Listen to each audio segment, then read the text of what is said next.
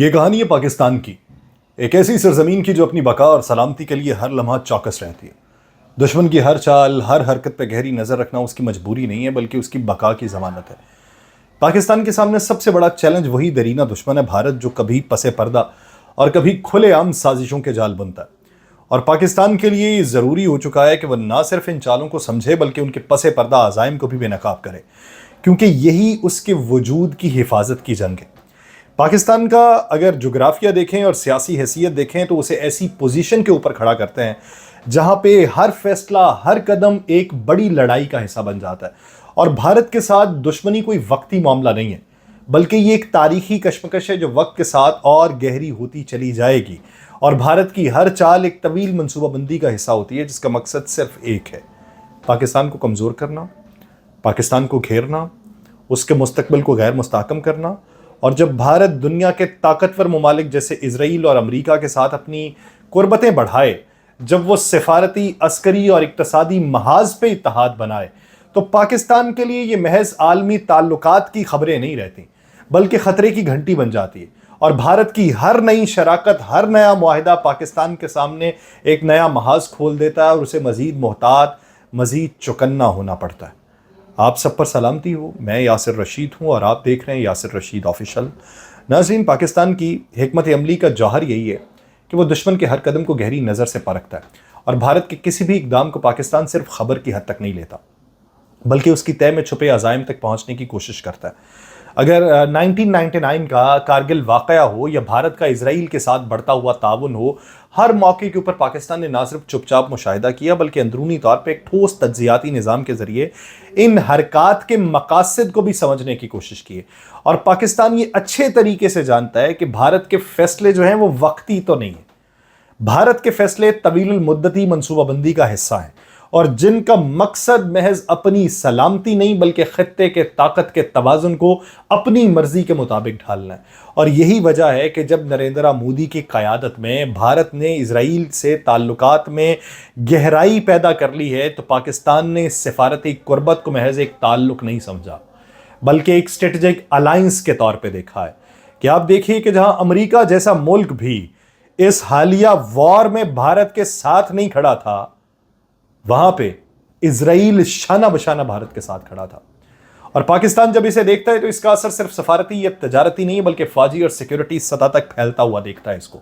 اور پاکستان کے لیے یہ سمجھنا ناگزیر ہے کہ بھارت کی اسرائیل سے قربت محض فوجی ٹیکنالوجی یا دفاعی سودوں تک محدود نہیں ہے بلکہ یہ ٹوٹلی نظریاتی اور اسٹریٹجک اتحاد کی صورت ہے۔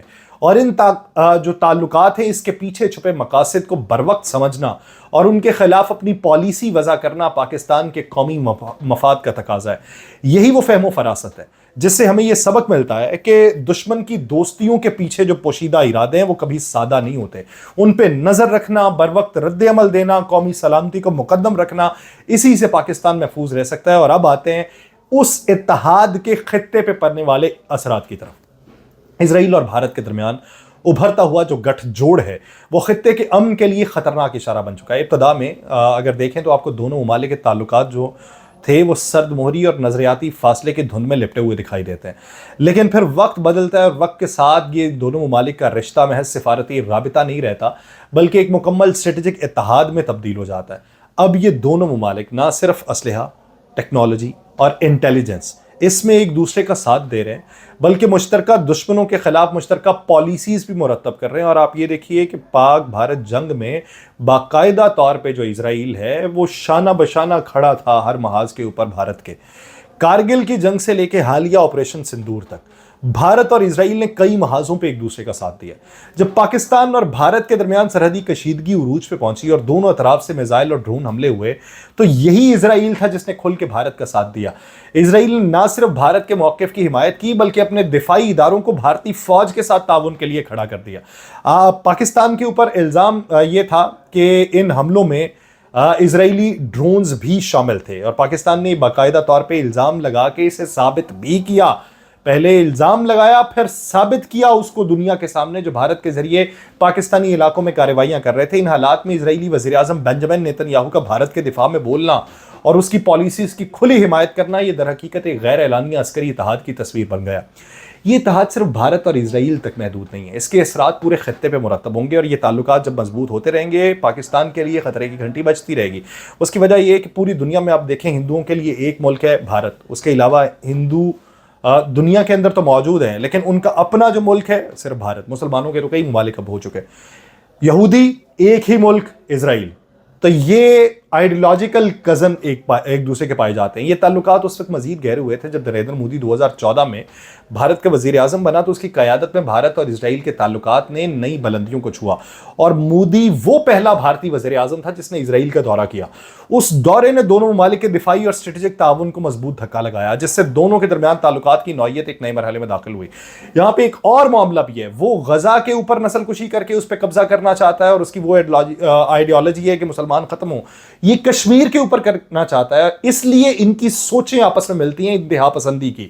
یہ اکھنڈ بھارت کی بات کرتے ہیں، یعنی گریٹر انڈیا کی، وہ جو ہے گریٹر اسرائیل کی بات کرتے ہیں کہ ہم تمام علاقوں کے اوپر قبضہ کر لیں گے جن کا حوالہ ماضی میں کبھی دیا جاتا تھا۔ تو یہ اتحاد دونوں ممالک کے مفادات کا تحفظ کر رہا ہے، اور پاکستان کی پالیسی اسرائیل کے خلاف واضح اور مستحکم ہے۔ پاکستان نے کبھی اسرائیل کے ساتھ سفارتی تعلقات قائم کرنے کی کوشش نہیں کی۔ ہمارے پاسپورٹ کے اوپر لکھا ہوا ہے اسرائیل کے علاوہ سبھی جگہ پہ یہ قابل قبول ہے۔ اسلامی دنیا کے فلسطین کے حق میں یکسوئی بھی ہمیشہ سے نمایاں رہی ہے۔ یہ دونوں پہلو اسرائیل اور بھارت کے بڑھتے ہوئے واقعات کے تناظر میں بڑی زیادہ اہمیت رکھتے ہیں۔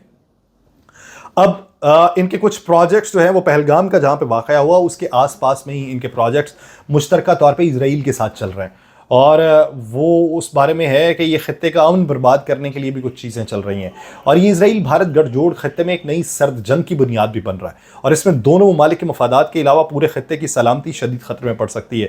اس اتحاد کی وجہ سے پاکستان اور دیگر اسلامی ممالک کو مزید چیلنجز کا بھی سامنا ہو سکتا ہے۔